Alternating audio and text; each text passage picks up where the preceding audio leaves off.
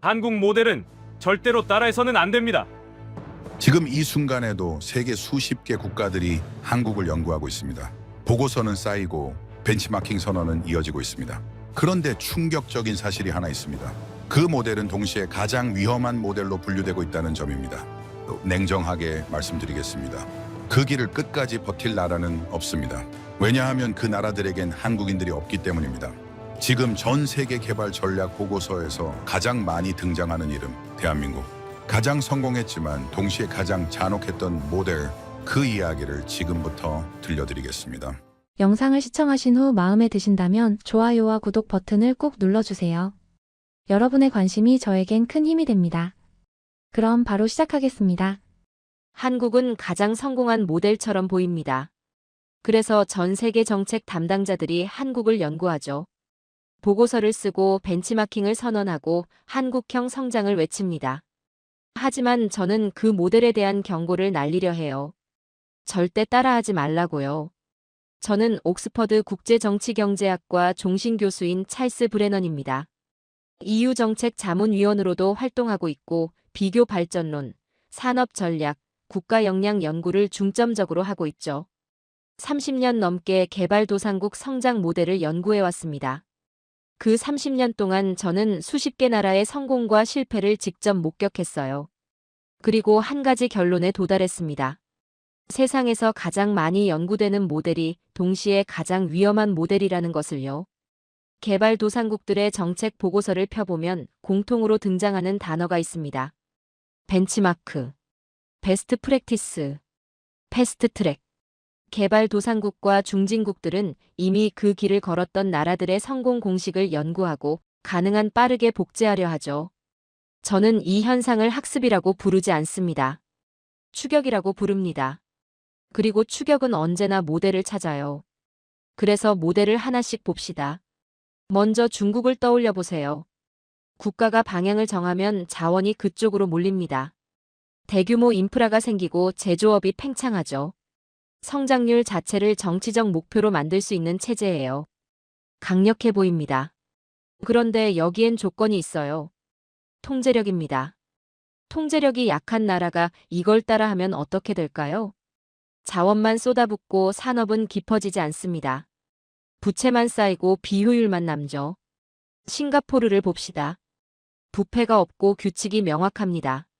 투자자들이 가장 싫어하는 불확실성이 거의 없어요. 도시 계획, 교육, 산업 유치가 하나로 움직입니다. 매끄럽죠. 그런데 싱가포르는 도시국가예요. 그 작은 면적, 그 밀도 자체가 경쟁력입니다. 넓은 땅에 많은 인구를 가진 나라가 이 모델을 그대로 가져가면요. 행정만 복잡해지고 통제력은 흔들립니다. 일본은 어떨까요? 전후 제조업 고도화의 교과서죠. 정부와 기업이 협력하고 기술을 축적하고 품질을 끌어올렸습니다. 인상적이에요. 그런데 이 모델엔 시간이 필요합니다. 수십 년의 인내가 전제돼야 하죠. 많은 개발도상국들은 그 시간을 감당할 수 없습니다. 대만도 보죠. 중소기업이 살아있고 특정 산업에 집중했어요. 반도체 하나로 세계를 쥐었습니다. 대단하죠. 그런데 대만 모델의 밑바탕엔 사회적 신뢰와 기업 생태계가 깔려 있어요. 정부가 선언한다고 갑자기 생기는 게 아닙니다. 수십 년간 쌓인 신뢰, 기술자들 사이의 암묵적 지식, 그게 진짜 자산이에요. 자, 정리해 봅시다. 중국은 통제력의 모델입니다. 싱가포르는 행정의 모델이고요. 일본은 시간의 모델이며 대만은 생태계의 모델이죠. 저마다 조건이 있고 한계가 있어요. 그런데 대부분의 국가들이 원하는 건 이게 아닙니다. 짧은 시간 안에 국가의 체급을 바꾸는 모델이죠. 속도가 빠르면서도 확실한 변화. 그래서 세계적으로 가장 많이 연구되는 모델이 한국입니다. 도시와 농촌을 동시에 끌어올렸어요. 제조업 중심으로 수출 체질을 만들었죠. 기술 고도화를 여러 번 넘어섰고 후발주자에서 선도자로 올라갔습니다. 무엇보다 시간이 짧았어요. 아무것도 없던 상태에서 세계적인 경제 대국이 됐습니다. 그래서 사람들은 한국을 보며 이렇게 말해요. 가능하구나. 우리도 할 수 있겠구나. 그런데요. 한국은 가장 따라해서는 안 되는 모델입니다. 왜 이 말이 충격일까요? 한국 모델이 정책적으로는 너무 아름답기 때문이에요. 수출로 돈을 벌고 돈으로 인프라를 깔고 인프라로 제조업을 키우고 제조업으로 기술을 만들고 기술로 선진국이 되는 이 흐름이 너무 매끈하게 보이죠. 저는 그걸 위험한 미학이라고 부릅니다. 한국 모델은 너무 완벽해 보이기 때문에 사람들이 가장 쉽게 속는 모델이에요. 보고서에 담으면 아름답습니다. 발표하면 설득력이 넘쳐요. 그러나 막상 현장에 적용하는 순간 전혀 다른 일이 벌어지기 시작하죠. 그렇다면 한국 모델의 진짜 한계는 뭘까요? 제도가 아닙니다. 경제학이 아니에요. 정치 체제도 아닙니다. 그 모델을 적용하는 나라에는 한국인들이 없습니다. 이 한 문장으로 강의실 공기가 바뀌는 걸 저는 매번 느낍니다. 한국인의 경제를 움직인 성향이 뭔지 아세요?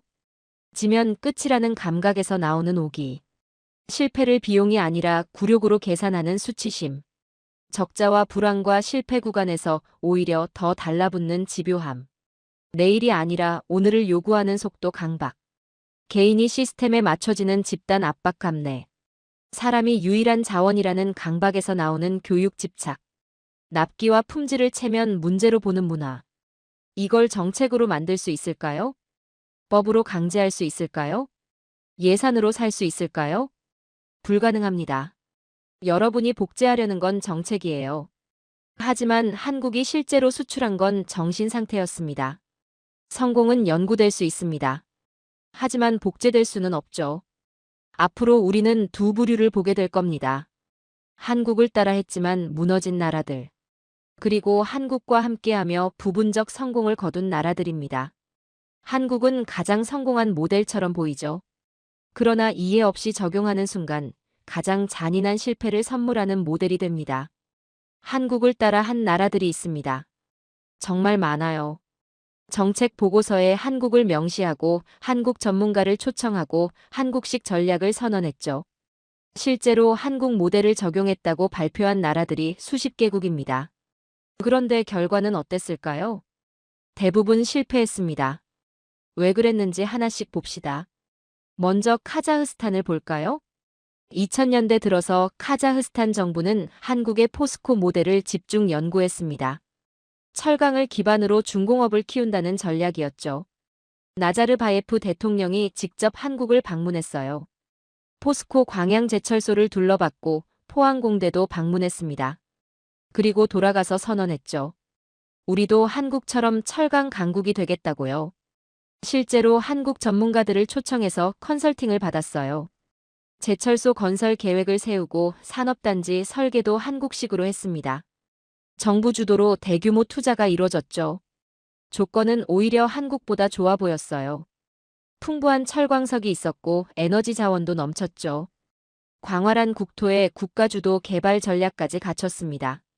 실제로 대형 제철소가 들어섰고 산업 플랜트도 지어졌어요. 한국식 산업단지도 조성됐죠. 초기 몇 년간은 성공처럼 보였습니다. 그런데 문제는 다음 단계에서 터졌어요.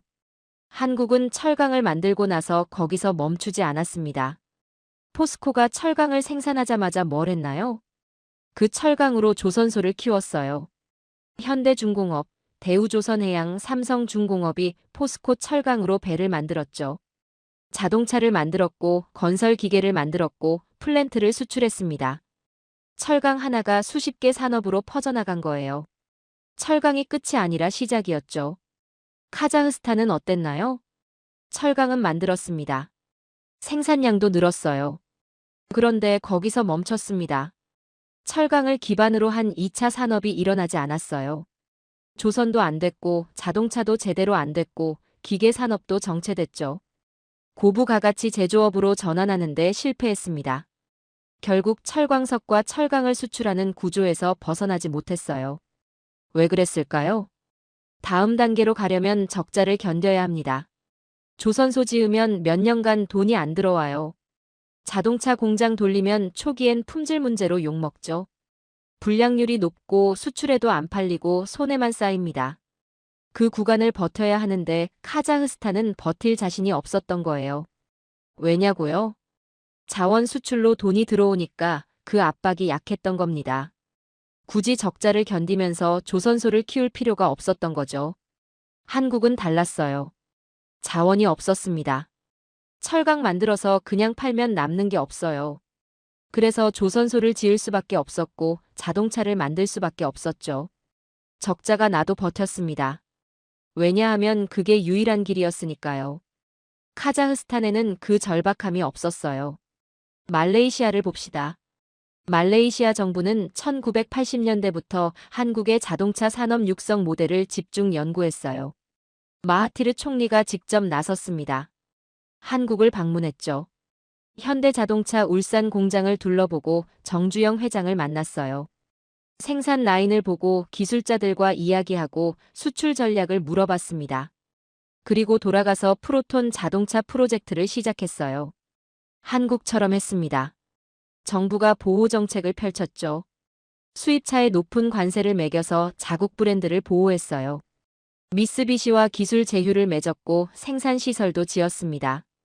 정부 조달 물량도 프로톤에 몰아줬죠. 초기엔 성공처럼 보였어요. 프로톤 브랜드가 탄생했고 국내 시장 점유율도 빠르게 올라갔죠. 말레이시아 국민들이 자국 브랜드를 샀습니다. 국가적 자부심도 생겼어요. 마하티르 총리는 이렇게 말했죠. 우리도 한국처럼 자동차 강국이 될 것이라고요. 그런데 시간이 지나면서 차이가 드러났습니다. 한국은 보호 정책을 펼치는 동안 뭘 했을까요? 현대자동차가 수출 시장에서 처절하게 깨졌어요. 1986년 미국 시장에 폰이 엑셀을 내놨는데 초기엔 잘 팔렸습니다. 그런데 곧 품질 문제가 터졌죠. 고장이 자주 나고 부품이 떨어져 나가고 소비자들이 욕했어요. 리콜이 터지고 이미지가 바닥으로 떨어졌습니다. 손해가 엄청났죠. 그런데 현대는 어떻게 했나요? 포기하지 않았어요. 품질을 올리고 다시 도전하고 또 깨지고 또 올리고 이 과정을 수십 년 반복했습니다. 유럽 시장에서도 고전했고 중동 시장에서도 욕먹었어요. 그래도 계속했죠. 보호 정책이 끝난 뒤에도 살아남을 수 있는 체력을 만든 겁니다. 말레이시아는 어땠나요? 보호 정책 안에서 안주했어요. 국내 시장에서만 팔렸죠. 글로벌 시장에서 경쟁할 준비를 하지 않았습니다. 기술 자립도 정체됐어요. 여전히 미쓰비시 기술에 의존했고 독자 개발 능력은 늘지 않았죠. 보호 정책이 약해지자 어떻게 됐을까요? 수입차가 들어오면서 프로톤이 밀리기 시작했습니다. 한국은 보호 이후에 세계와 싸웠어요. 말레이시아는 보호 속에서 멈췄죠. 그게 차이였습니다. 브라질을 볼까요? 브라질은 1970년대부터 한국의 수출주도 성장 전략을 벤치마킹했습니다. 대통령 직속 산업개발위원회를 만들었어요. 한국경제기획원 모델을 연구했죠. 한국처럼 5개년 계획을 세우고 수출 목표를 설정하고 산업단지를 조성했습니다. 대기업 육성 정책도 폈어요. 실제로 성과도 있었습니다. 자동차 산업이 성장했죠. 엠브라에르라는 항공기 회사도 세계적 수준으로 올라갔어요. 철강 산업도 확대됐고 내수 시장도 컸습니다. 1980년대 브라질은 라틴 아메리카의 한국이 될 거라는 기대를 받았어요. 그런데 뭐가 달랐을까요? 한국은 정권이 바뀌어도 수출 중심 정책이 흔들리지 않았습니다. 박정희 정권이 끝나고 전두환 정권이 들어서도 수출 드라이브는 계속됐죠. 노태우 정권, 김영삼 정권, 김대중 정권으로 넘어가도 제조업 확장은 멈추지 않았어요. 정권이 바뀌면 정책 디테일은 바뀌었지만 큰 방향은 그대로였습니다. 수출, 제조업, 기술 고도화. 이 세 가지는 흔들리지 않았죠. 브라질은 어땠나요?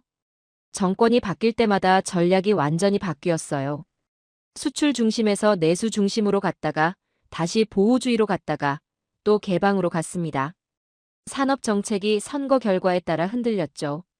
좌파 정권이 들어서면 복지 중심으로 가고 우파 정권이 들어서면 시장 중심으로 갔어요. 그러다 보니 장기 프로젝트가 중간에 끊겼습니다. 10년짜리 계획이 5년 만에 폐기되고 새 정권이 새 계획을 내놓고 또 폐기되고 기업들은 어떻게 됐을까요? 정부 정책을 믿지 못했어요. 장기 투자를 꺼렸죠. 언제 정책이 바뀔지 모르니까요. 한국은 국가 목표가 선거보다 위에 있었던 시기가 있었습니다. 브라질은 선거가 산업 전략 위에 있었어요. 그게 결정적 차이였죠. 필리핀을 봅시다. 필리핀은 1990년대 한국의 교육 중심 인력 양성 모델을 연구했어요. 기술교육원을 만들고 직업훈련 프로그램을 확대했죠. 한국처럼 기술고등학교를 늘리고 공대 정원을 늘렸습니다. 영어가 되니까 교육 인프라 확충은 빨랐어요. 한국처럼 인력을 키워서 제조업으로 흡수한다는 계획이었습니다. 정부 보고서에는 이렇게 적혀 있었죠. 2010년까지 제조업 비중을 30%로 올리겠다고요. 그런데 결과는 달랐어요. 교육은 확대됐는데 제조업은 성장하지 않았습니다. 인력은 있는데 일할 공장이 없었어요. 왜 공장이 안 들어왔을까요? 정책이 일관되지 않았고 인프라가 부족했고 규제가 복잡했죠. 기업들이 필리핀 대신 베트남이나 태국으로 갔습니다. 그래서 그 인력이 어디로 갔을까요? 해외로 나갔어요. 간호사, 가사도우미, 선원, 건설 노동자로 중동과 미국으로 갔죠. 아니면 마닐라에서 콜센터 업무나 고객 서비스 업무를 했습니다. 영어를 활용한 서비스 산업으로 흡수됐어요. 해외 노동 송출이 국가 경제에 큰 축이 됐죠. 한국은 어땠나요? 교육으로 인력을 키우면서 동시에 공장을 지었습니다. 섬유 공장에서 시작해서 전자 공장으로, 반도체 공장으로, 조선소로 확장했죠. 기술고 졸업생이 공장으로 갔고 공대 졸업생이 연구소로 갔어요. 인력과 산업이 함께 움직였습니다. 교육 투자와 산업 투자가 맞물려 돌아간 거죠. 필리핀은 인력만 키우고 산업은 키우지 못했어요. 그래서 인력이 해외로 빠져나갔습니다. 이 차이는 단순 정책 차이가 아니에요. 산업 전환을 밀어붙이는 사회적 압박의 강도 차이였죠. 베네수엘라도 봅시다. 베네수엘라는 한때 남미에서 가장 부유한 나라였어요. 석유 덕분이었죠. 1970년대 정부는 석유 수입으로 국가주도 산업화를 추진했습니다. 한국처럼 제철소도 짓고 자동차 공장도 들여왔어요. 그런데 어떻게 됐나요? 석유 가격이 오르면 산업화 계획이 가속됐고 석유 가격이 떨어지면 계획이 중단됐습니다. 결국 산업이 뿌리를 내리지 못했어요. 왜냐하면 굳이 산업을 키워야 할 절박함이 없었으니까요. 석유만 팔면 돈이 들어왔죠. 한국은 자원이 없었습니다. 석유도 없고 철광석도 없고 땅도 좁았어요. 그래서 사람을 갈아 넣을 수밖에 없었습니다. 공장을 돌리고 수출하고 기술 개발하고 그게 유일한 길이었죠. 베네수엘라는 자원이 있었어요. 그래서 그 단계로 올라가지 않았습니다. 자원의 축복이 오히려 저주가 된 거죠. 자, 정리해 봅시다. 이 나라들은 한국을 정말 따라했어요. 제철소를 지었고 자동차 산업을 보호했고 수출 목표를 세웠고 교육을 확대했죠. 한국 전문가를 초청했고 한국 모델을 보고서에 담았고 정상이 직접 한국을 방문했습니다. 보고서는 완벽했어요. 그런데 없었던 게 있습니다. 5년 적자를 감내하는 오기가 없었어요. 품질 0.1%를 올리기 위해 밤을 새는 문화가 없었죠. 세계 1위 아니면 의미 없다는 압박이 없었습니다. 산업 실패를 국가적 수치로 받아들이는 심리가 없었어요. 정권이 바뀌어도 흔들리지 않는 장기 목표가 없었죠. 한국은 그 정도면 됐다 해서 멈추지 않았습니다. 다른 나라들은 이 정도면 충분하다 해서 멈췄어요. 공장은 복제했지만 압박은 복제하지 못했습니다. 정책은 도입했어요. 그러나 정신은 도입하지 못했죠. 한국은 보호 이후에 세계와 싸웠고 그들은 보호 속에 머물렀습니다. 한국은 적자 구간을 버텼고 그들은 자원에 기댔어요. 한국은 국가 목표가 선거보다 위에 있었고 그들은 선거가 전략보다 위에 있었죠. 그렇다면 한국과 함께한 나라들은 어땠을까요? 한국이 직접 들어가서 참여한 곳은 왜 달랐을까요? 한국이 현장에 들어간 순간 무엇이 바뀌었을까요? 참고와 참여는 완전히 다릅니다. 참고는 보고서를 읽는 거예요. 참여는 한국인이 현장에 와서 같이 일하는 겁니다. 먼저 베트남을 봅시다. 1990년대 후반 베트남은 개혁 개방 이후 제조업을 키우려고 안간힘을 썼어요. 외국 기업들을 유치했죠. 의류 공장, 신발 공장이 들어왔습니다. 일자리도 생기고 수출도 시작됐어요. 그런데 문제가 있었습니다. 생산성이 들쭉날쭉했어요.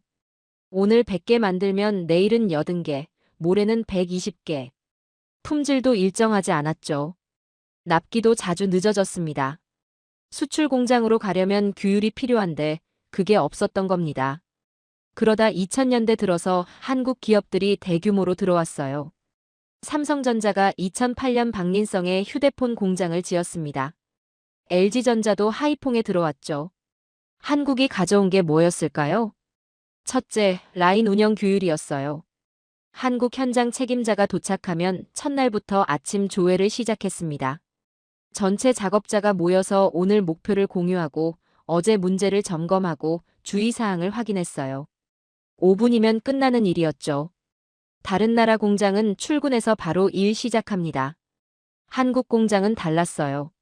하루를 정렬하고 시작했죠. 작업 동선을 바꿨습니다. 부품 위치를 옮기고 이동 거리를 줄이고 불필요한 움직임을 제거했어요. 표준 작업서를 만들어서 벽에 붙였죠. 누가 봐도 알 수 있게요. 한 달이 지나자 생산성이 20% 올랐습니다. 불량률은 절반으로 떨어졌어요. 둘째, 품질에 대한 접근이 달랐습니다. 불량이 나오면 다른 나라 공장은 사람을 찾아요. 누가 잘못했냐고 물어보죠. 한국 현장은 시스템을 찾습니다. 왜 이 불량이 나왔냐고 물어봤어요. 불량이 나오면 라인을 멈췄습니다. 원인을 찾을 때까지요. 베트남 관리자가 물었어요. 라인 세우면 생산량이 줄어드는데요. 한국 책임자가 대답했습니다.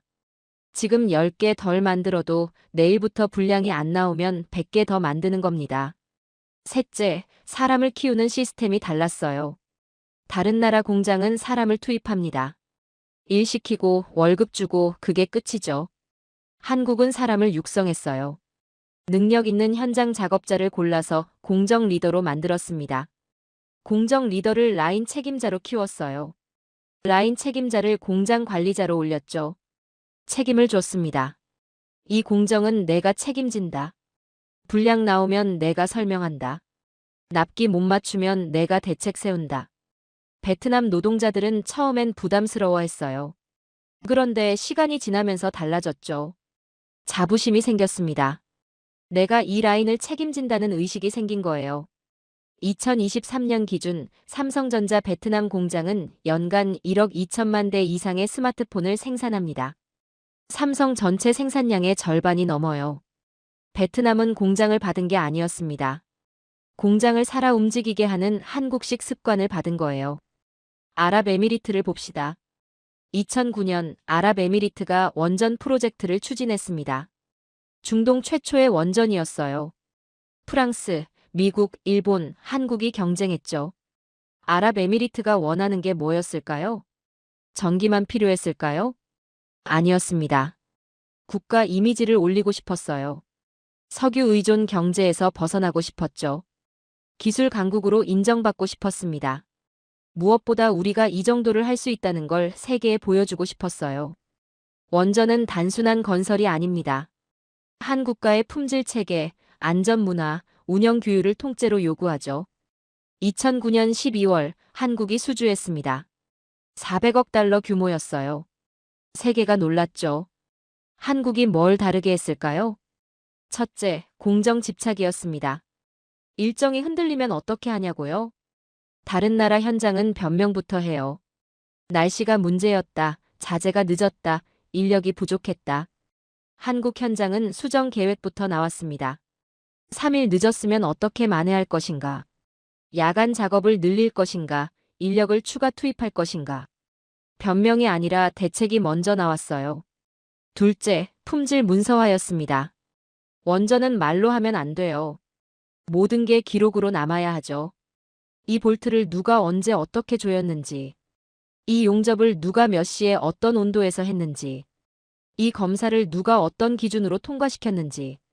한국 현장은 이 모든 걸 문서로 남겼어요. 나중에 문제가 생겼을 때 추적이 가능하니까요. 셋째, 안전 문화였습니다. 원전에서 사고가 나면 어떻게 될까요? 끝입니다. 국가 신뢰가 무너지죠. 한국 현장은 사고가 나면 끝이라는 걸 알았어요. 그래서 규칙을 만들었습니다. 안전모 안 쓰면 현장 출입 금지. 안전 교육 안 받으면 작업 금지. 위험구역 표시 무시하면 즉시 퇴출. 귀찮아 보이죠? 그런데 아랍에미리트 측은 이걸 보면서 신뢰를 느꼈어요. 한국은 진짜 사고를 두려워하는구나. 그 두려움이 시스템으로 바뀌는구나. 넷째, 운영까지 포함한 인계였습니다. 다른 나라는 건설만 하고 끝이에요. 한국은 달랐어요. 건설하고 시운전하고 운영 교육까지 다 했습니다. 아랍에미리트 기술자들을 한국으로 데려와서 훈련시켰어요. 한국 원전에서 직접 운영을 배우게 했죠. 그리고 아랍에미리트 현장에 한국 기술자들이 가서 함께 일했습니다. 3년 동안요. 2021년 바라카 원전 1호기가 상업 운전을 시작했습니다. 중동 최초의 원전이었어요. 아랍 국가들이 놀랐죠. 우리도 할 수 있구나. 아랍에미리트가 한국에게서 산 건 원전이 아니었습니다. 약속을 지키는 국가라는 신뢰를 산 거예요. 폴란드를 봅시다. 2022년 러시아가 우크라이나를 침공했습니다. 폴란드는 긴장했어요. 우리가 다음 타깃이 될 수도 있다. 폴란드군은 급했습니다. 빨리 전력을 보강해야 했어요. 탱크가 필요했고 자주포가 필요했고 전투기가 필요했죠. 문제는 시간이었습니다. 독일 탱크는 주문하면 5년 걸려요. 프랑스 자주포도 3년 이상 걸리죠. 미국 전투기는 더 오래 걸립니다. 폴란드는 5년을 기다릴 수 없었어요. 2022년 7월 폴란드가 한국과 계약했습니다. K2 전차 180대, K9 자주포 212문, FA50 전투기 48대. 총 140억 달러 규모였어요. 한국이 뭘 약속했을까요? 2년 안에 첫 배치를 보내겠다. 3년 안에 절반을 인도하겠다. 5년 안에 전량을 완료하겠다. 폴란드가 놀란 건 속도만이 아니었습니다. 한국은 현지 생산도 제한했어요. 기술 이전도 약속했죠. 유지보수 체계도 함께 구축하겠다고 했습니다. 2023년 첫 K2 전차가 폴란드에 도착했습니다. 계약한 지 1년 만이에요. K9 자주포도 같은 해에 배치됐죠. 폴란드 국방부 장관이 말했습니다. 한국은 무기를 파는 게 아니라 시간을 판다. 전쟁 위협이 현실인 국가에게 가장 중요한 건 완벽한 계획이 아니에요. 지금 당장 확보되는 전력이죠. 한국은 그 요구를 정면으로 만족시켰습니다. 이건 산업의 성격이 아니에요. 한국식 약속, 속도, 집요함이 산업 경쟁력으로 바뀐 결과입니다. 자, 정리해봅시다. 베트남은 공장이 아니라 습관을 받았어요. 아랍에미리트는 원전이 아니라 신뢰를 샀죠. 폴란드는 무기가 아니라 시간을 샀습니다. 성공한 나라들의 공통점이 뭘까요? 한국을 참고한 게 아니라 한국이 현장에 들어왔어요. 기술만이 아니라 운영 방식과 교육이 함께 왔죠. 시설이 아니라 사람과 습관이 이식됐습니다. 한국이 참여한 순간 복제 게임이 아니라 전수가 시작됐어요. 그렇다면 질문이 하나 남습니다. 한국이 가져오는 그 습관은 어디서 만들어졌을까요? 한국인은 어떻게 그런 민족이 됐을까요? 저는 여기서 근면이라는 평범한 단어를 쓰지 않습니다. 더 정확한 단어가 있어요. 생존형 집요함. 포기하면 끝이라는 공포가 만들어낸 국민성입니다. 먼저 전제를 깔고 가야 해요. 가난한 나라는 많고 전쟁을 겪은 나라도 많고 식민지를 겪은 나라도 많습니다. 그런데 왜 어떤 나라는 재건에 실패하고 어떤 나라는 튀어오를까요? 한국은 단순히 가난했던 게 아니에요. 가난을 운명으로 받아들이지 않았던 나라였습니다. 이게 첫 번째 차이예요. 한국은 가난을 체념이 아니라 모욕으로 받아들였죠. 학생이 손을 들었습니다. 교수님, 그런데 가난을 모욕으로 받아들이는 게 왜 차별점인가요? 다른 나라도 가난에서 벗어나고 싶어 하지 않나요? 좋은 질문입니다. 원하는 것과 감내하는 것은 다르죠. 한국은 5천년의 역사를 가진 나라입니다. 삼국시대, 고려, 조선을 거치며 독자적인 문화와 문명을 만들었어요. 한자를 쓰면서도 한글을 만들었고 중국의 영향을 받으면서도 고유한 정체성을 지켰죠. 찬란한 문화재를 만들었고 과학기술도 발전시켰습니다. 그런데 일제 식민지를 거쳐 한국 전쟁을 겪으면서 한순간에 모든 게 무너졌어요. 폐허가 됐죠. 한국인에게 이 가난은 역사의 정상 상태가 아니었습니다. 5천년 역사에 비하면 극히 짧은 기간의 비정상이었어요. 그래서 견딜 수 없었던 겁니다. 다른 나라들은 가난을 현실로 받아들이고 천천히 개선하려 했어요. 한국은 가난을 일시적 굴욕으로 보고 빠르게 벗어나려 했죠. 그 과정에서 고통을 감내하는 게 아니라 고통을 선택했습니다. 다른 나라에서 경제 개발은 정부의 프로젝트예요. 한국에서 경제 개발은 한동안 개인의 생활 윤리가 됐습니다. 1960년대부터 1980년대까지 한국 사회가 어땠는지 봅시다. 저축이 미덕이 됐습니다. 은행에 저축하는 게 애국이었어요. 정부가 국민저축 캠페인을 벌였는데 이게 단순 캠페인이 아니었죠. 저축하면 나라가 산다는 메시지가 가정마다 스며들었습니다. 먹고 살기도 빠듯한데 가정에서 소득의 20%, 30%를 저축했어요. 왜 그랬을까요? 사회 전체가 스스로를 압박한 시기였기 때문입니다. 낭비가 죄가 됐어요. 1970년대 혼분식 장려 운동이라는 게 있었습니다. 쌀밥에 밀가루나 보리를 섞어 먹자는 운동이었죠. 쌀을 아껴서 수출하자는 거예요. 학교 급식에서 검사를 나왔고 쌀밥만 먹으면 안 됐습니다. 혼분식을 안 하면 벌금을 물렸어요. 사치가 나라 망신으로 취급됐습니다. 1970년대 사치성 소비 억제 정책이 있었는데 고급 음식점 출입을 제한했고 골프장 이용을 규제했고 외제차 구입을 막았죠. 이게 정책 동원이었을까요? 아니에요. 사회 전체가 스스로를 압박한 시기였습니다. 이 시기 한국인에게 국가 발전은 남의 일이 아니었어요. 내가 버텨야 나라가 버틴다는 감각이 사회에 퍼졌죠. 새마을 운동을 봅시다. 외국이 새마을 운동을 오해하는 포인트가 있어요. 공동체 개발이었다고 생각하고 주민 참여 운동이었다고 보고 정부가 자재를 지원한 농촌 개발 사업이었다고 해석합니다. 틀렸습니다. 새마을 운동의 본질은 건설이 아니었어요. 국민에게 스스로를 몰아붙이는 습관을 심는 것이었습니다. 1970년 정부가 시멘트와 철근을 마을에 보냈어요. 공짜로 줬죠. 그런데 조건이 있었습니다. 스스로 해라. 남의 도움 기다리지 마라. 마을 단위로 경쟁이 붙었습니다. 누가 더 빨리 지붕을 고치는가, 누가 더 깔끔하게 길을 닦는가, 누가 더 많이 소득을 올리는가. 결과가 눈에 보이는 평가가 있었어요. 잘한 마을은 추가 지원을 받았고 못한 마을은 부끄러움을 감수해야 했죠. 근면 자조 협동. 이게 표어가 아니었어요. 압박이었습니다. 다른 학생이 손을 듭니다. 교수님, 그런데 다른 나라도 농촌 개발 프로젝트를 했잖아요. 왜 한국만 성공했나요?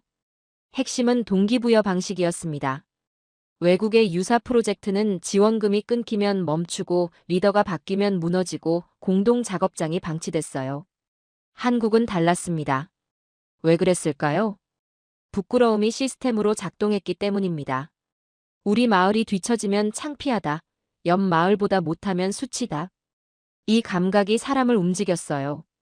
한국은 인센티브보다 체면으로 움직였습니다. 교육 집착을 봅시다. 자원이 없으면 선택지는 두 가지예요. 자원을 빌리거나 사람을 만들거나. 한국은 둘 다 했지만 결국 믿은 건 사람뿐이었습니다. 그래서 교육은 투자가 아니라 국가적 집착이 됐어요. 1960년대부터 1990년대까지 한국 가정이 소득의 20%에서 30%를 교육에 썼습니다. 먹고 살기도 빠듯한데 교육비로 그만큼 쏟아부었어요. 왜 그랬을까요? 대학이 신분 상승의 통로였기 때문일까요? 아니에요. 국가 생존의 통로였기 때문입니다. 기술자가 되어야 공장에 취직하고 공장에 취직해야 월급을 받고 월급을 받아야 가족이 먹고 살고 가족이 먹고 살아야 나라가 돌아가죠. 교육이 개인의 출세가 아니었어요. 생존 전략이었습니다. 1970년대 기술고등학교가 급증했습니다. 공업고등학교, 상업고등학교가 전국에 생겼어요. 왜 그랬을까요? 공장이 필요로 하는 기술자를 키우기 위해서였습니다. 기계 다룰 줄 아는 사람, 용접할 줄 아는 사람, 전기 다룰 줄 아는 사람이 필요했어요. 대학 진학률이 폭발적으로 올랐습니다. 1970년 26%였던 대학 진학률이 1990년 33%, 2000년에는 68%까지 올랐어요. 왜 이렇게 올랐을까요? 배워야 살 수 있었으니까요.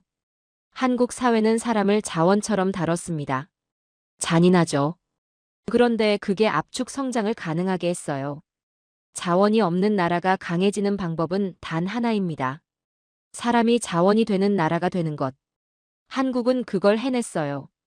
경부고속도로를 봅시다. 1968년 서울에서 부산까지 고속도로를 만들겠다는 계획이 나왔습니다. 428km였어요. 대부분 국가는 이런 질문을 합니다. 수요가 충분한가? 돈은 있는가? 경제성이 맞는가? 여론은 어떠한가? 당시 한국 상황은 어땠을까요?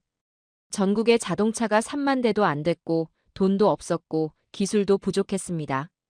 경제학자들이 반대했어요. 수요가 없다고 시기상조라고 했죠. 그런데 한국은 다른 질문을 했습니다. 이걸 만들면 나라가 달라질 것인가? 우리가 못하면 누가 하는가? 지금 안 하면 언제 하는가? 1968년 2월 착공해서 1970년 7월에 완공했습니다. 불과 2년 5개월 만이었어요. 세계가 놀랐습니다. 어떻게 그렇게 빨리 만들었냐고요? 한국은 가능성을 토론하지 않았습니다. 가능성을 완성으로 바꿔버렸어요. 이게 한국식 결단의 특징입니다. 수출 강국으로의 도약을 봅시다. 1964년 한국의 수출액이 1억 달러를 넘었습니다. 정부는 수출 100억 달러를 목표로 내걸었어요. 사람들이 비웃었죠. 불가능하다고 꿈 같은 소리라고 했습니다. 그런데 1977년 100억 달러를 달성했어요. 13년 만이었습니다. 여기서 멈췄을까요? 아니에요. 1995년 수출 1000억 달러를 넘었습니다. 2011년 5천억 달러를 넘었어요. 2021년 6천억 달러를 넘었죠. 세계 7위 수출 대국이 됐습니다. 어떻게 가능했을까요? 수출은 단순히 물건을 파는 게 아니었어요. 국가 생존 전략이었습니다. 한국 기업들은 수출 계약을 따내기 위해 무슨 일을 했을까요? 납기를 맞추기 위해 밤을 새웠어요. 품질 기준을 맞추기 위해 불량품을 전수 검사했죠. 경쟁국보다 빨리 배를 띄우기 위해 주말도 반납했습니다. 왜 그랬을까요? 수출 계약을 못 따내면 공장이 멈추고, 공장이 멈추면 사람들이 일자리를 잃고, 일자리를 잃으면 가족이 굶고 나라가 무너진다. 이 감각이 현장을 움직였어요. 1970년대 한국 건설사들이 중동으로 갔어요. 사막에서 공사를 했죠. 낮 기온이 50도를 넘었습니다. 밤에는 영하로 떨어졌어요. 다른 나라 인부들은 더우면 쉬고 추우면 쉬었죠. 한국 인부들은 달랐습니다. 더워도 일했고 추워도 일했어요. 왜 그랬을까요? 납기를 맞춰야 했으니까요. 납기를 못 맞추면 다음 계약이 없고, 다음 계약이 없으면 일자리가 없고, 일자리가 없으면 가족이 굶는다. 중동 발주처가 놀랐습니다. 한국인들은 뭐가 다르냐고요? 한국은 일을 하는 게 아니라 살아남으려고 했던 겁니다. 자, 정리해 봅시다. 한국인의 집요함은 성격이 아니에요. 사회 구조였습니다. 체면이 압박이 됐고, 경쟁이 습관이 됐고, 교육이 생존이 됐고, 국가 목표가 개인 윤리가 됐고, 그 정도면 됐다가 금지되는 문화가 만들어졌죠. 그래서 한국은 열심히 하는 나라가 아니라 멈추지 않는 나라가 됐습니다. 이제 보게 될 겁니다. 이 집요함이 산업 현장에서 어떤 괴물 같은 경쟁력을 만들어내는지. 특히 반도체에서요. 이제 반도체 이야기를 해봅시다. 반도체는 기술 산업이 아니에요. 긴장 유지 산업입니다. 수개월 동안 24시간 비상체제를 유지하며 미세한 흔들림을 끝까지 잡아내는 싸움이죠. 이 싸움에서 한국이 강한 이유는 장비가 아니라 사람과 조직의 성향입니다. 반도체는 한 번 잘하면 끝나는 산업이 아니에요. 매일 다시 증명해야 하는 산업입니다. 학생들이 기대하는 거대한 산업 이야기를 먼저 잘라내야겠네요. 반도체는 광고로 팔리지 않습니다. 로맨스로 굴러가지 않아요. 수율과 재현성으로만 살아요. 여기서 핵심을 박아야 합니다. 기술 격차는 종종 아이디어가 아니라 같은 결과를 매일 똑같이 내는 능력에서 벌어집니다. 한 학생이 손을 들었습니다. 교수님, 수율이 그렇게 중요한가요? 기술이 좋으면 수율은 자연스럽게 올라가는 거 아닌가요? 그건 가장 흔하게 하는 착각입니다. 기술이 좋다고 수율이 올라가지 않아요.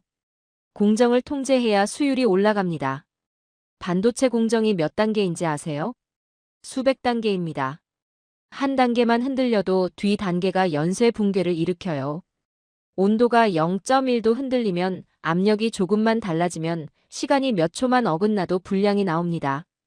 불량이 늘면 어떻게 될까요? 원인을 찾기 전까지 라인은 전쟁 상태가 돼요. 반도체 라인은 공장이 아닙니다. 24시간 긴장 상태를 유지하는 조직이에요. 한국이 강한 지점은 천재적 발명이 아니라 운영의 집요함입니다. 안정화라는 지옥을 봅시다.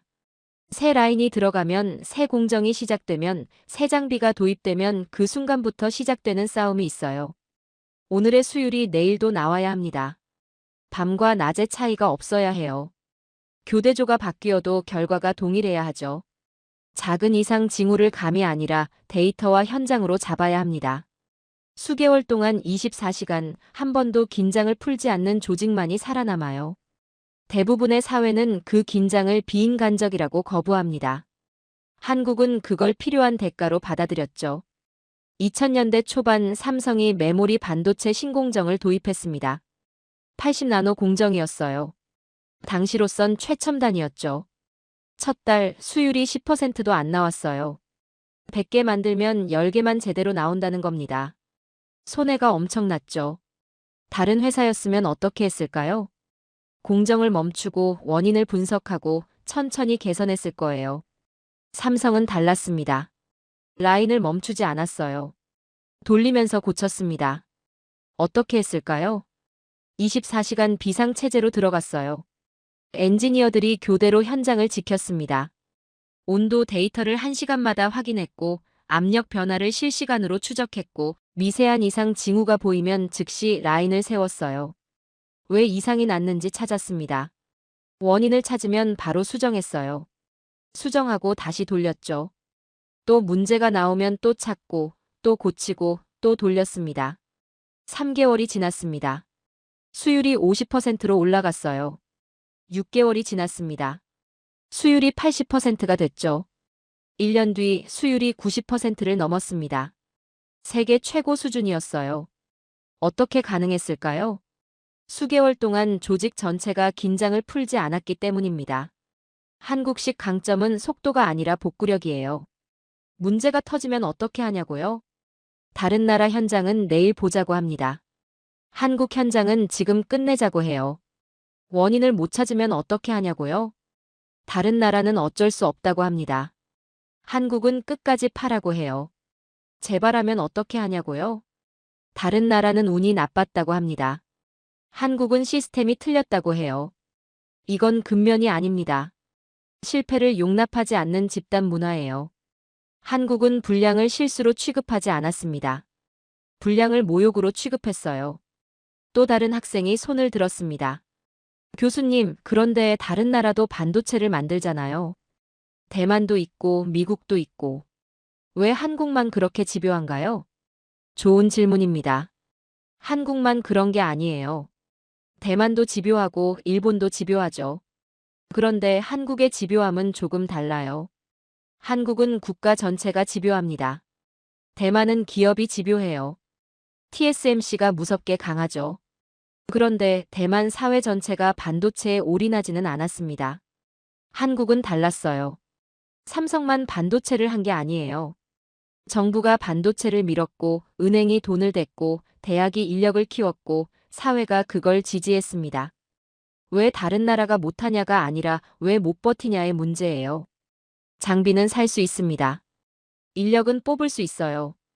특허는 우회할 수 있죠. 하지만 한 가지는 못 삽니다. 수개월 동안 조직 전체를 전시 상태로 유지하는 문화. 대부분 국가는 여기서 무너져요. 성과 압박이 분기 실적에 갇힙니다.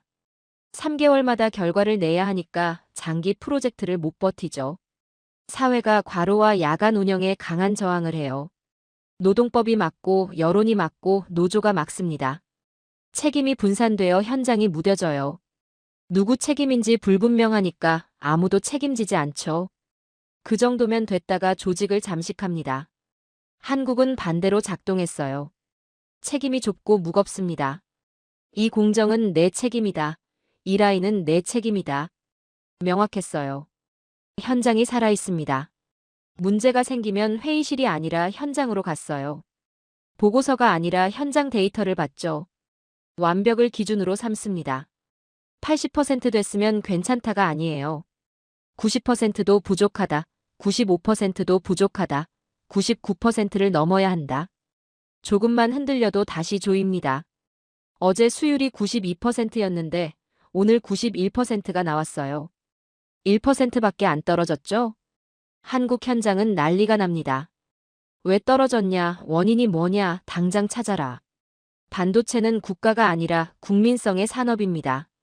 2020년 삼성이 3나노 공정 개발을 발표했어요. 세계 최초였습니다.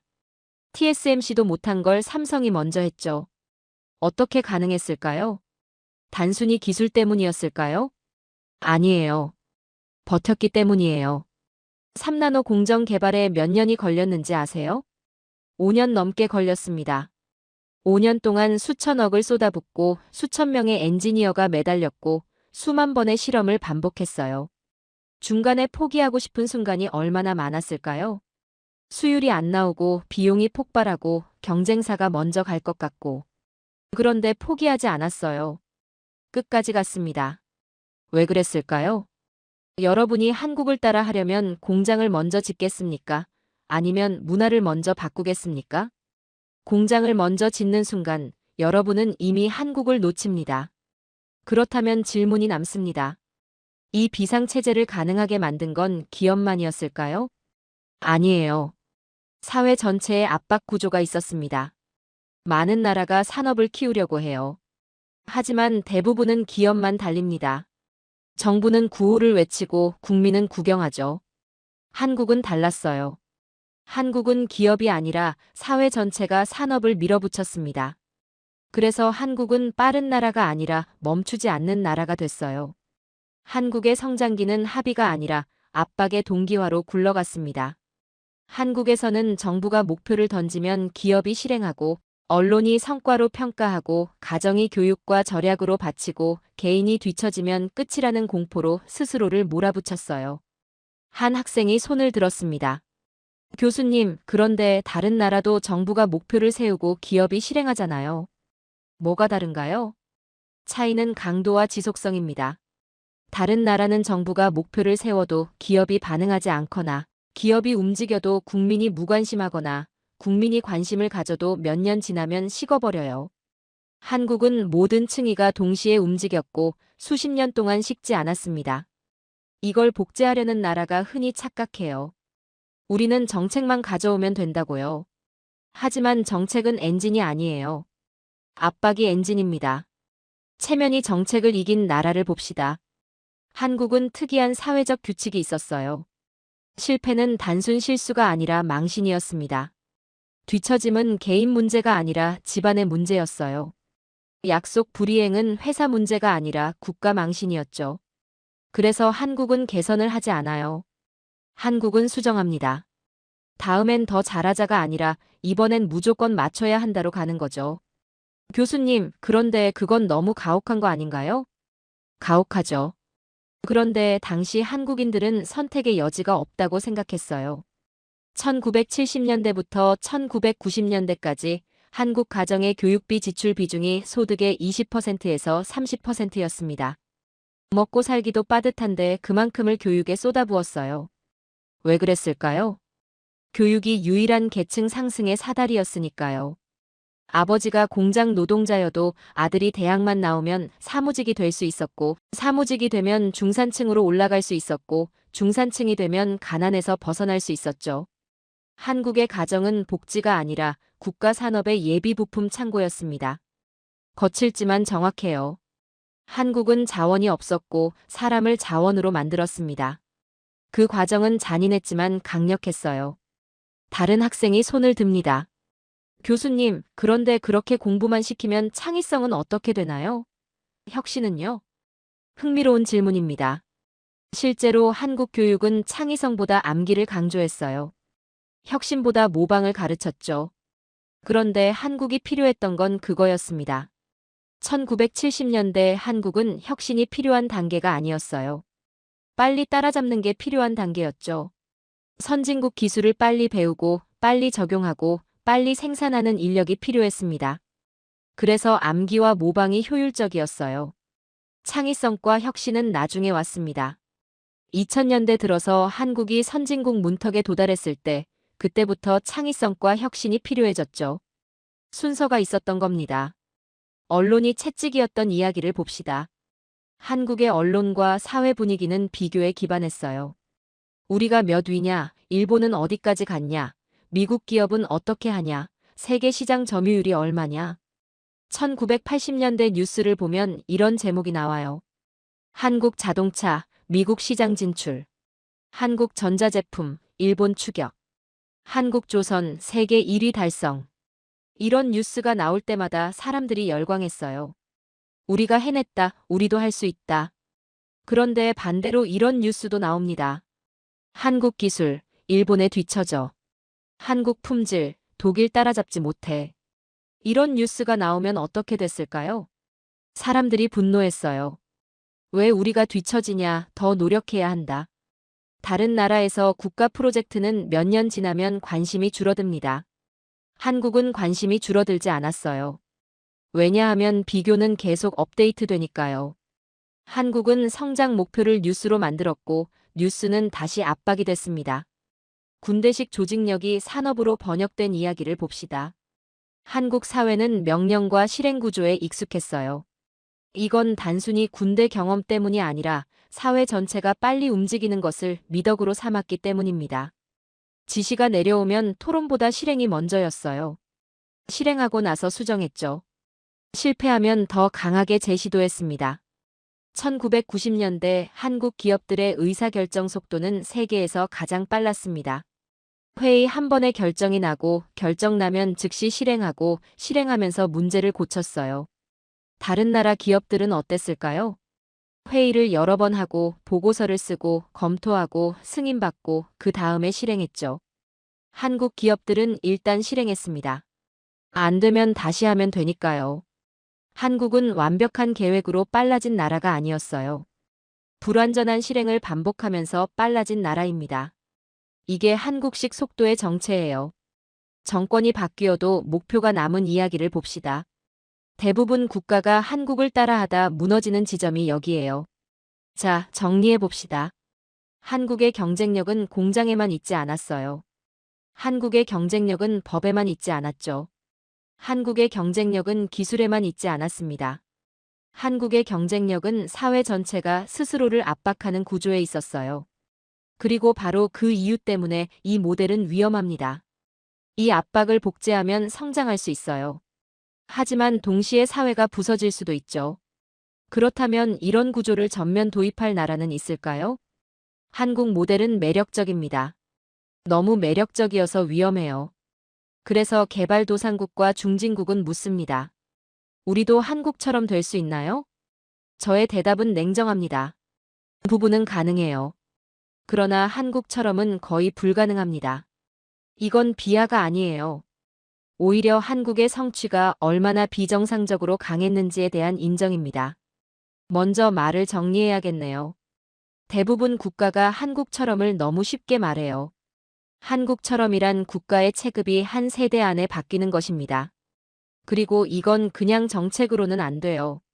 정권이 바뀌어도 흔들리지 않는 목표가 있어야 하고 사회 전체가 산업을 압박하는 구조가 있어야 하고 개인이 불합리한 수준의 경쟁과 희생을 감내해야 하고 실패를 모욕으로 받아들이는 집단 심리가 있어야 하고 그 정도면 됐다가 금지된 문화가 있어야 합니다.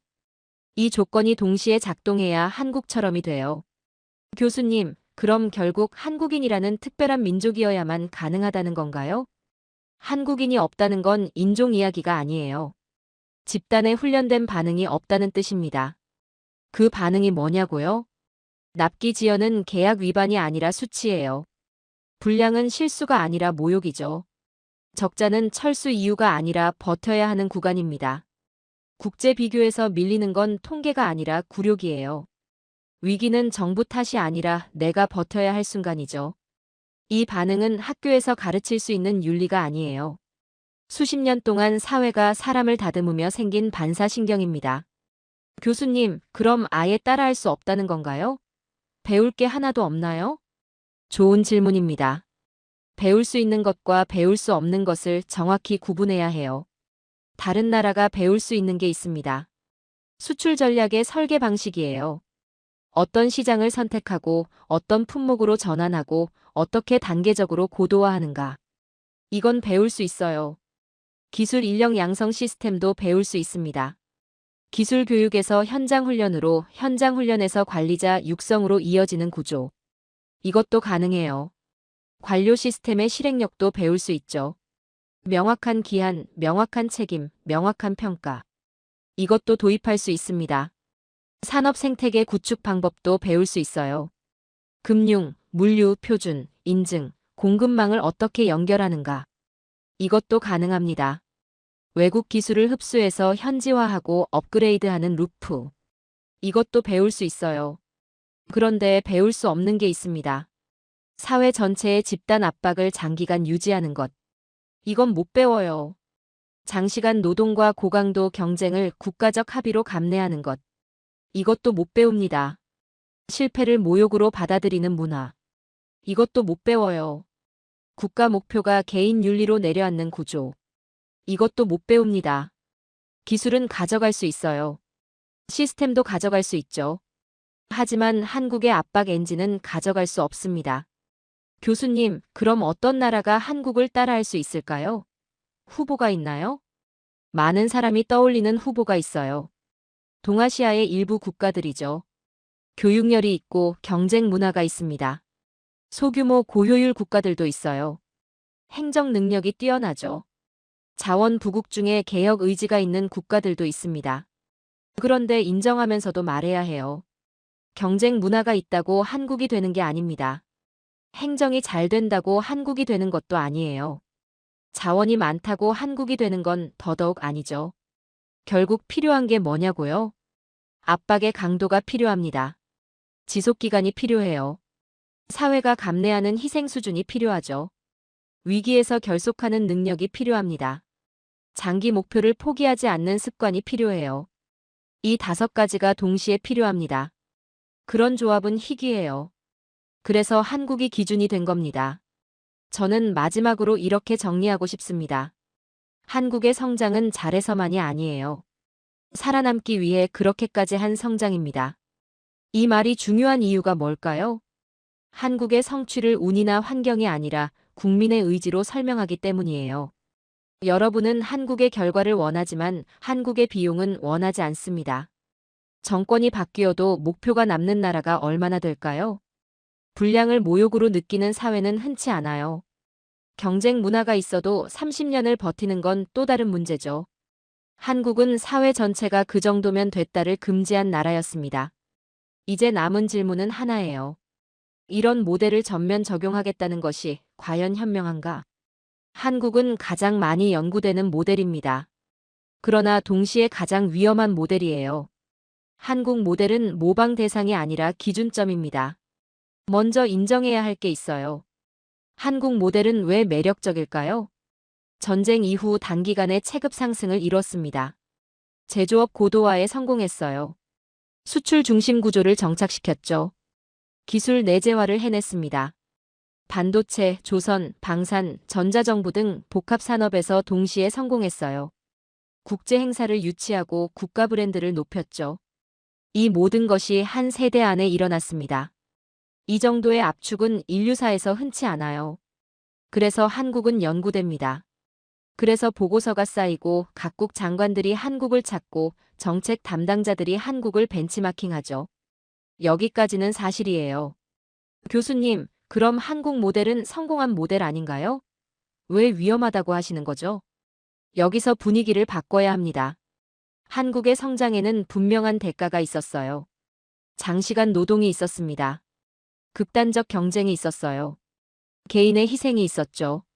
세대 갈등이 생겼습니다. 높은 스트레스 사회가 됐어요. 삶의 균형이 무너졌죠. 한국의 기적은 공짜가 아니었습니다. 다른 나라가 한국을 부러워할 때 대부분 결과만 봐요.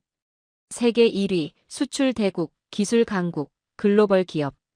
하지만 그 아래에 있던 건 버텨낸 사람들이었습니다. 1970년대부터 1990년대까지 한국 노동자들의 평균 노동시간이 얼마였는지 아세요? 주당 60시간이 넘었어요. 일주일에 6일, 하루에 10시간 이상 일했습니다. 공장 노동자들은 어땠을까요?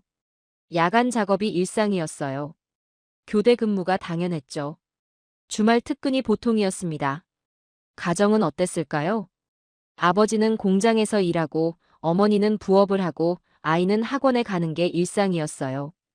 이게 한 세대가 아니라 두 세대, 세 세대 동안 이어졌습니다. 한국은 그렇게 올라왔어요. 교수님, 그럼 한국 모델을 전면 적용하면 왜 위험한가요? 핵심 판결을 내려야겠네요. 한국 모델을 전면 적용하려면 사회 전체가 장기간 압박을 감내해야 하고 실패를 수치로 받아들이는 문화가 있어야 하고 개인 희생을 국가 성장과 연결해야 하고 정치적 변동성을 최소화해야 하고 교육과 산업과 금융과 행정이 동기화돼야 합니다. 이걸 현대 민주사회에서 강제로 밀어붙이면 어떻게 될까요? 사회적 균열이 생깁니다. 계층 갈등이 터져요. 청년들이 반발하죠. 정치가 불안정해집니다. 제도가 피로해져요. 한국 모델은 성공 확률이 높은 모델이 아닙니다. 성공했을 때 보상이 압도적인 모델이에요. 즉, 리스크가 극대이고 비용이 극대이고 성공 시 보상이 극대입니다. 이건 보통 국가가 선택하기 어려운 경로예요. 교수님, 그럼 한국은 운이 좋았던 건가요? 한국은 운이 좋았던 게 아니에요. 선택을 끝까지 밀어붙였던 나라입니다. 많은 나라가 시작은 해요. 하지만 중간에 멈춥니다. 여론 때문에 멈추고, 피로 때문에 멈추고, 갈등 때문에 멈추고, 정치 때문에 멈추고, 이익 집단 때문에 멈춥니다. 한국은 특정 시기 그 멈춤을 허용하지 않았어요. 경부고속도로를 만들 때 반대가 있었습니다. 만들었어요. 포스코를 지을 때 회의론이 있었어요. 지었습니다. 반도체에 진출할 때 무모하다는 말이 있었죠. 진출했어요. 중동 건설에 뛰어들 때 위험하다는 경고가 있었습니다. 뛰어들었어요. IMF 위기가 왔을 때 망한다는 예측이 있었어요. 버텼습니다. 한국은 선택을 했고 그 선택을 끝까지 밀어붙였어요. 그래서 체급이 바뀌었습니다. 마지막 정의를 내려야겠네요. 한국은 복제 가능한 모델이 아닙니다. 한국은 하나의 극단 사례예요. 극단적으로 밀어붙였고, 극단적으로 버텼고, 극단적으로 성공했습니다. 그리고 이제 한국은 두 번째 도전에 들어와 있어요. 그 압박 구조를 완화하면서도 기술과 산업을 유지해야 하는 단계입니다. 이게 진짜 선진국의 단계예요. 저는 조용히 강의를 마무리하고 싶습니다. 많은 나라들이 한국을 따라 하려 할 겁니다. 그러나 더 현명한 선택은 한국을 이해하는 것입니다. 한국은 기적이 아니에요. 선택의 결과입니다. 그리고 그 선택을 감당할 준비가 되어 있지 않다면 모방은 위험합니다. 성공은 압도적이었고 비용도 압도적이었어요. 한국은 운이 아니라 선택으로 올라갔습니다. 부분은 배울 수 있어요. 전면은 감당해야 하죠. 강의실이 조용해집니다. 한국은 모델이 아니라 기준입니다. 오늘의 사연은 여기까지입니다. 세계는 한국을 연구합니다. 하지만 한국은 보고서로 만들어진 나라가 아닙니다. 버텨낸 사람들로 만들어진 나라입니다. 불가능을 인정하지 않았던 국민들로 완성된 나라입니다. 그 이름이 바로 대한민국입니다. 긴 영상 시청해주셔서 감사합니다. 내일은 더 좋은 영상으로 찾아오겠습니다.